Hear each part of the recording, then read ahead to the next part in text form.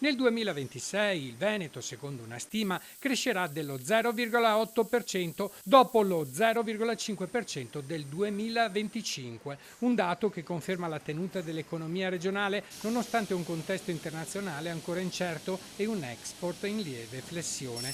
In questo quadro economico, fatto di segnali positivi ma anche di nuove sfide, il tema della presenza sul territorio torna centrale, soprattutto per il sistema del credito, chiamato ad accompagnare famiglie e imprese in una fase delicata di investimenti e accesso ai finanziamenti. È in questo contesto che si inserisce la scelta della Banca delle Terre Venete di rafforzare il proprio presidio locale, mentre in molte realtà si assiste alla chiusura di sportelli. Questi locali saranno locali non per le operazioni quotidiane che vengono fatte attraverso i canali digitali ormai per il 90% delle operazioni, ma per il rapporto con le persone. La centralità della persona vorrà dire per noi essere i suggerimenti, essere i consigli, accompagnare le famiglie nelle scelte importanti della loro vita, il mutuo per la casa piuttosto che l'investimento finanziario e avere un riferimento. Da gennaio è operativa la nuova filiale a Signoressa di Trevignano in via De Gasperi,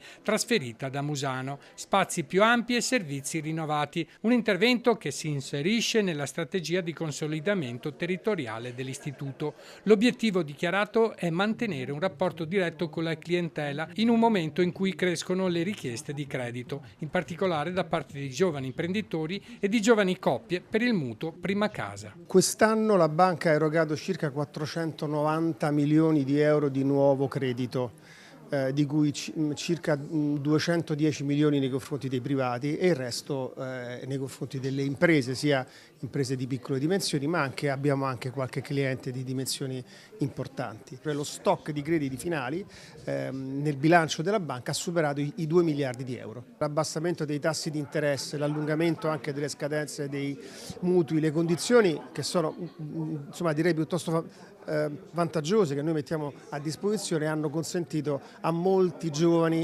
insomma, di mettere su casa e di comprare il proprio appartamento, la propria casa.